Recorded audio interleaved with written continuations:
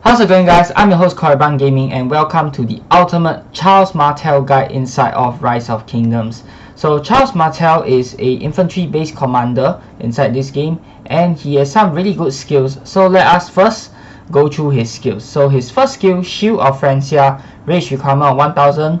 Charles activates a shield that can absorb massive damage factor 1200. For the next 4 seconds, also increases troops damage by 30% while the shield is active at max level. So these are the points at max level, and one thing to note is that his shield does not stack with other commanders with shields such as Alex. Alex also gives a shield, but their shields do not stack. So there is one thing that you want to keep in mind and possibly avoid this pairing so that you can make the most out of your shields.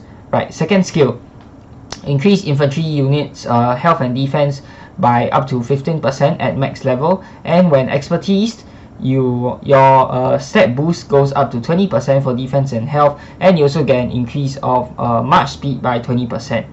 Third skill, it's a garrison only skill, increases your watchtower defense and garrison attack by a maximum of 10% at max level. And last but not least, Martel's counter attack increases your troops counter attack damage by 30%. So as you can tell from these skills already, Charles Martel, despite him being an infantry commander, he is quite offensive based because of all these skills that boost up his infantry unit stats, and of course the strong counter attack damage that you are able to get.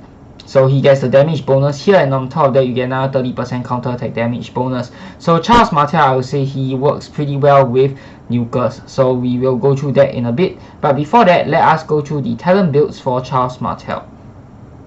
Right, so first off, the talent build we have right here. This talent build is specific for cities only.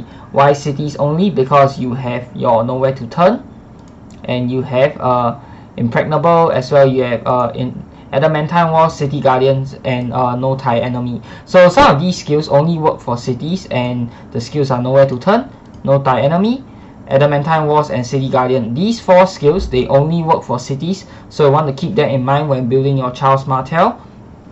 And this for people who do not have Charles Martel maxed out, I would recommend using him as a city.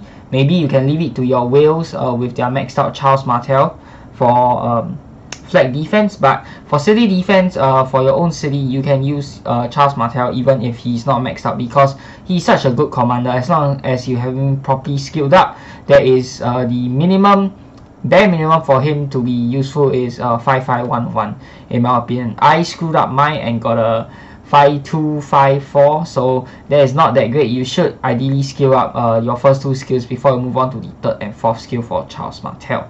Right, so I've taken Call of the Pack and Undying Fury from the infantry tree. Why is that so? It's because if you guys read this, when the army led by this commander has been reduced to 50% strength, increases defense of all troops by 6%. This is for all troops, and it's the same for Undying Fury and actually for Double-Headed Axe as well. So this applies to all troops, not just infantry units, which is why they are a must to pick up. Undying Fury obviously to give you more rage regen so you can pop your shield more often, and of course Call of the Pack for some defense. And chances are in your city you're not just going to have infantry units, you're going to have a good mix of all units, cavalry, your archers, your infantry, your siege. So you're going to have a mix of all units, so you want to grab as many points as possible that allows all your units to benefit rather than just infantry units, even though Charles Martel is a infantry only commander. So for the defense tree, we have gotten Master Armorer, your Tetsudo formation, these are must. And of course you have Burning Blood along the way for more rage regen, no weakness, and Spiked Armor to increase counter attack damage, and of course reduce your damage taken. And you have Loose Formation to reduce skill damage taken. So this, in my opinion, is the best skill tree for a city garrisoning Charles Martel. Right, next up, no, you don't have to use talent reset, sorry for that. Open field build. So there are 2 open field builds you could do for Charles Martel. The first being this. This one is very infantry tree heavy. So for open field, you have more control over what troops you want to bring, and obviously with an infantry based commander, you want to bring full infantry with this, so you can almost max out the entire infantry tree like what I did here. Okay, but the defense tree is also very important, so I picked up all the essentials from the defense tree, like Tetsudo formation and loose formation as well, and all of the other stuff along the way. Now for the infantry tree, I've decided to just give up on march speed. Why is that so? Because infantry is inherently slow to begin with, and I feel that there is no point in trying to move fast around the battlefield, because either way your infantry march is not going to be able to catch a cavalry march. So there's no point in pumping march speed for infantry. So I feel that as an infantry march, you should be standing there, you know, like an impregnable wall and tanking all sorts of damage. So I decided to, you know, give up all the skill points that goes into march speed into more stats and tankiness for your infantry. That being said, I do have to get some skill points for march speed here in order to get elite soldiers, and elite soldiers is one of the best skill pickups for infantry tree, even though it costs us like a lot of skill points, in fact almost the whole tree, in order to get elite soldiers, but you're getting a total of 7.5% stat increase from this skill alone. So elite soldiers, in my opinion, I feel is a must pick up if you are using infantry. Right, so I decided to pick up strong of body because this one gives you 2% stat points for 1 point, as opposed to this one which only gives you 1%, this one only gives you 1%. March speed, like I said here, I did not go for it. So this is one of the open field builds you can do for Charles Martel. So sorry for that, guys. This is the second open field build that you can consider for Charles Martel, and the big difference is that you don't have elite soldiers, despite me mentioning that it is a must pick up for infantry commanders. But I feel that this is also another really solid build that you can go for. Now, what's the difference between this build and the first build that I show you? First of all, you're giving out elite soldiers, obviously. Second of all, you don't have snare of thorns, so you can't really slow them down that much. But in exchange for the extra buff to your damage, you're sacrificing a bit of damage for this build, but this build can tank like nuts. Why do I say that? Because you are getting balance here, which reduces your damage taken by 3%, but also reduces your damage dealt by 1.5%. On top of that, you're also getting this skill, medicinal supplies, which gives you a healing factor of 300 every time you use a skill. So these two skills give your Charles Martel a bit more tankiness, but in exchange for that, you're giving up a bit of damage. It really depends on what you prefer on the open field. Do you prefer to do a bit more damage with this build, or you want to just go full tank all the way, and you can go for this build. So these are the two open field builds that I've decided to do for Charles Martel. So next up, I want to look at a Charles Martel flag build. So Charles Martel is also another really good commander you can put inside your flags for defense, and Charles Martel, I will consider him to be a hard counter to Attila. But before I get to Attila, let's do a Charles Martel build, Charles Martel general flag build. And how I built this is also based off the fact that inside flags, similar to your cities, you are going to have a mixture of troops. Chances are you're not going to be able to fill a flag fully all the time with just infantry units. There are going to be stupid people sending all sorts of random troops inside there, and more often than not, you rather have some troops inside than have no troops inside. So best case scenario, you get a full infantry flag for defense, but most of the time you will be getting mixed troops. So I decided to build this. I decided that this talent build will work better for most cases, which is the case whereby you are having mixed troops inside the flag. So right now, what I'm going to do is I'm going to get some points. In fact, I'm going to almost fully max out the defense tree. The only thing that I'm not getting from the defense tree is balance, which is the one here. And why is that so? Is because for flag garrisoning, I would prefer to put a YSG or a Sun Tzu or some damaging commander as your secondary to pump up some skill damage to take down the enemy march. You really don't want to tank for flag for your flags, because it will just cause a lot of severely wounded and cause a lot of healing, which you really don't want. So you want to kill off enemy troops as quickly as you can as well. So you grab everything inside the defense tree, especially Desperate Elegy, which will give you a lot more extra rage regeneration, which can be useful if your secondary commander is a damage commander like YSG or Sun Tzu. Okay, and then you are also getting some skills from the garrison tree. Now, I did not pick up Adamantine Walls or City Guardian because these two skills, even though it's not written here, it has been tested out that these two skills only work on cities. So if you are doing a flag garrison build, do not put any points inside these two skills, because they are going to be worthless. Nowhere to turn. Right here it already says it's only for cities, so it's common sense that you shouldn't be putting any points there.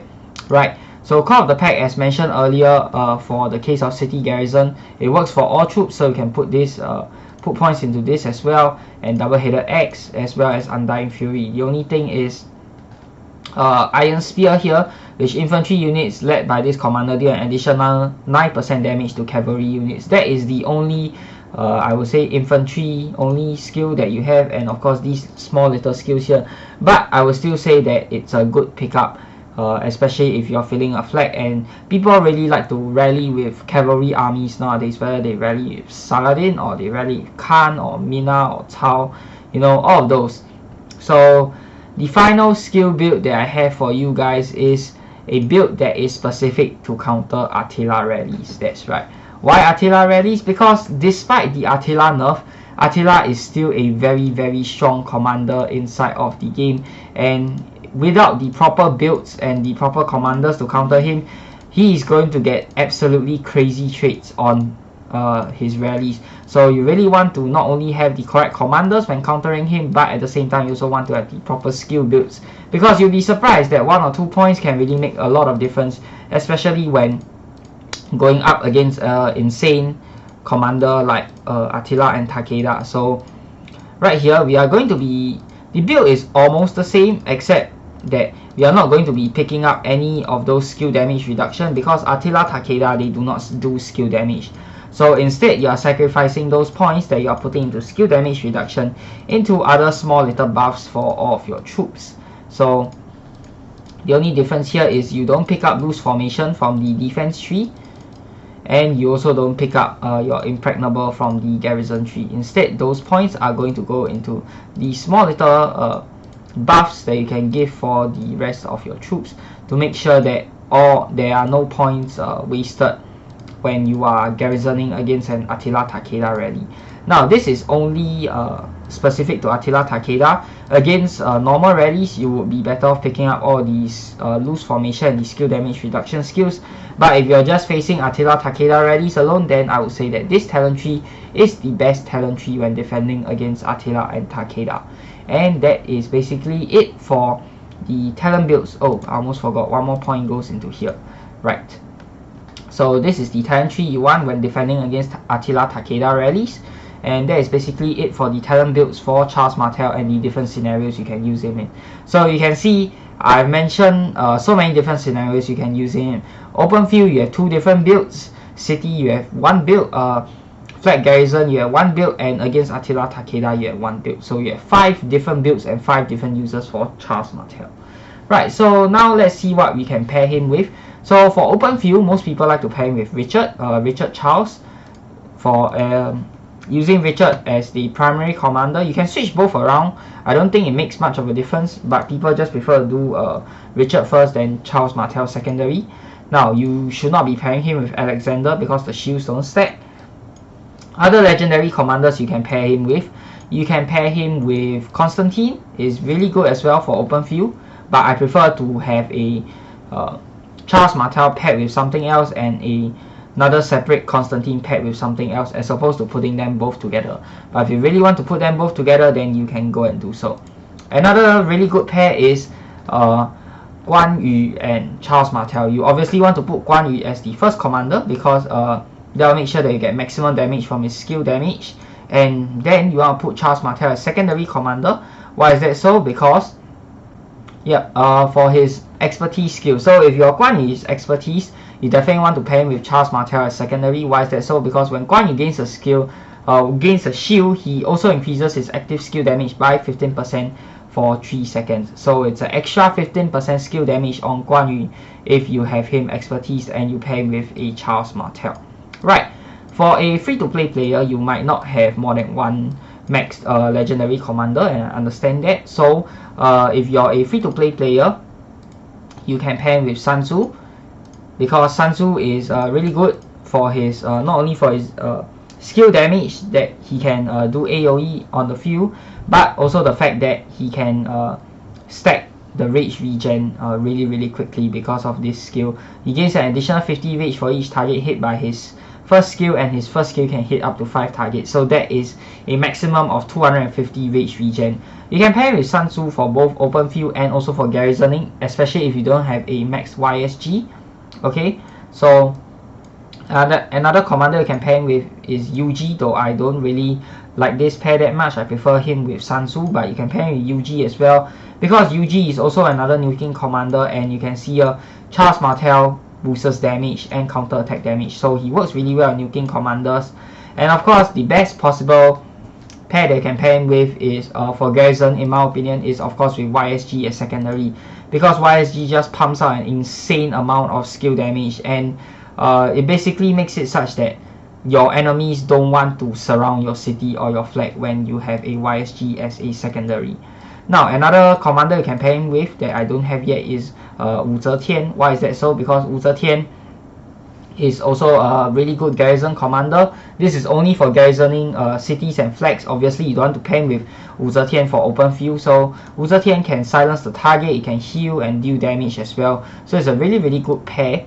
And for Ark of Osiris, I feel that Constantine primary and Charles Martel secondary is a really good pair, because of Constantine's force skill makes him heal a lot, and then you can stall for time and maintain the structure under your possession for maximum amount of points per minute. So Constantine also has attack reduction and of course damage reduction to all nearby friendly armies, and on top of that he also has some insane stat buffs for infantry units. So yeah, sorry for that, that was my alarm for the ruins. I'll get to my ruins in a bit. Okay, so let's see, what other commanders can you pair him with?